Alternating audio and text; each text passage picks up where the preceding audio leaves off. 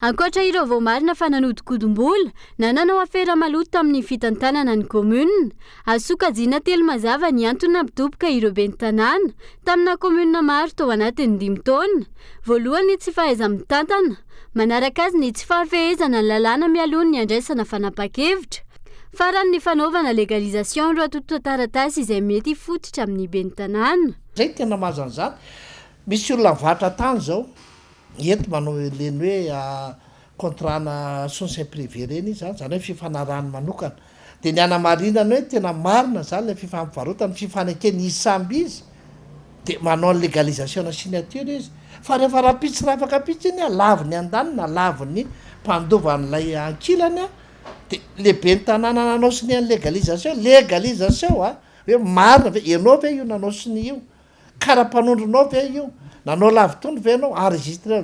iny ben'ny tanàna manao legalisation indray no enjehana. Maro ihany koa raha ny fanazavana ireo ben'ny tanàna miaka-midina eo anivon'ny paka na ny tendrom-pitsarana misahana ny ady amin'ny kolikoly. Raha ny komuna Ampasinapona anatin'ny distrika ny Tolagnaro, efa 5 farafahakeliny no nidiny fotony nanao fitsirihana ny Bianco, saingy andrasana ny tohiny ankehitriny ny ben'ny tanàna izay nanamafy ny tokony hanamafisana ny fampiofanana azy ireo. Zay zany ny tiako ataon'ny fanjakana hoe ampianaro satria tsy misy diplôma ny maha ben'ny tanànanay fa politika ny maha ben'ny tanànanay ty amin'ny vahoaka zay de lany de rehefa amin'ny toerana zany zay ampianaro, fa rehefa tsy manaraka an'izay ampianarina koa zahay de sazina raha ataoko mandika ny lalàna zay tokony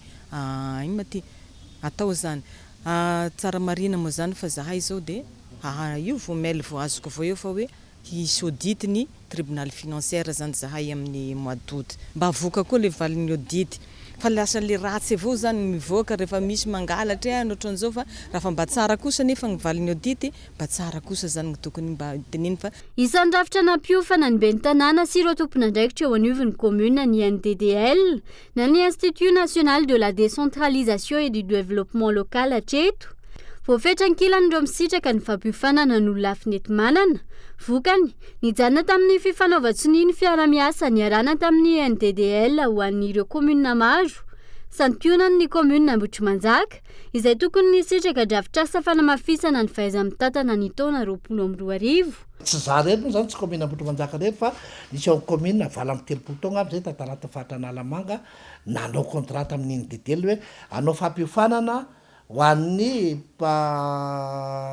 ben'ny tanàna, ho an'ny manana andraikitra rehetrarehetra ao anatin'ny tanàna hoe fifanarana zany ny vita fa anotokana formation vitanay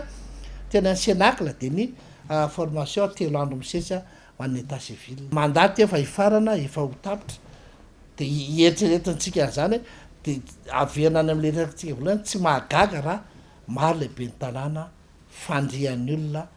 dia alavin'ny olona any amin'ny fitsarana. Eo anatrehan'ny fampiaran-dalàna, isan'ny mahatsiaro ho iaran-tsindry sy fanasaziana entitra kokoa ireo ben'ny tanàna tsy mitovy fiherena amin'ny fitondrana, ankoatra ny fampiarana ny lalàna ho an'ny rehetra, takian'ireo ben'ny tanàna ny ametrahana fitsinjaram-pahefana tena izy, sy ny transfert de compétence bebe kokoa ho azy ireo tsy atongavana amin'ny fanagadrana avy amin'ny tsy fahaiza-mitantana.